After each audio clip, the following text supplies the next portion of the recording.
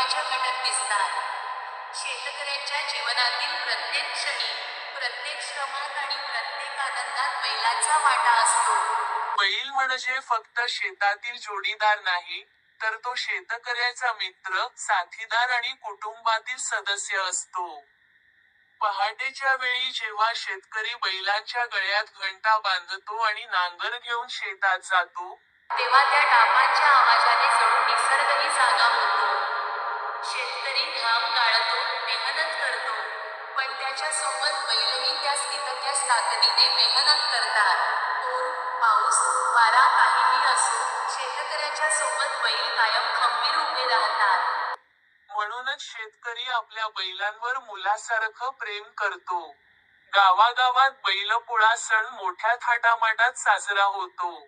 त्या दिवशी बैलांना आंघोळ घालून, त्यांना रंगीबेरंगी कपडे, फडफड्या, मोरपीस, गळ्यात घंटा घालून सजवलं जातं.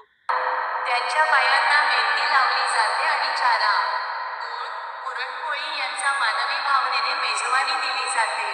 हे दृश्य म्हणजे शेतकरी आणि बैल यांच्यातील प्यार आणि कृतज्ञतेचं प्रतीक आहे.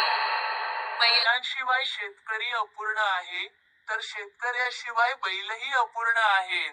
ही जोडी म्हणजे जिव्हाळ्याचं नातं, एकमेकांवर अवलंबून राहणारं जीवन, आणि खऱ्या अर्थाने माणूस प्राणी यांच्यातलं अद्वितीय प्रेम आहे.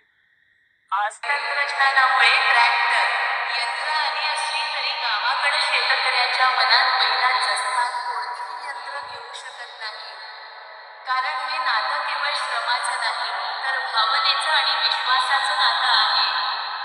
बैलपोळ्याच्या सर्व शेतकरी राजांना हार्दिक हार्दिक शुभेच्छा. शुभेच्छुक भास्कर नांदे पाटील. मोबाईल नंबर 7350936068 आणि 9284716594.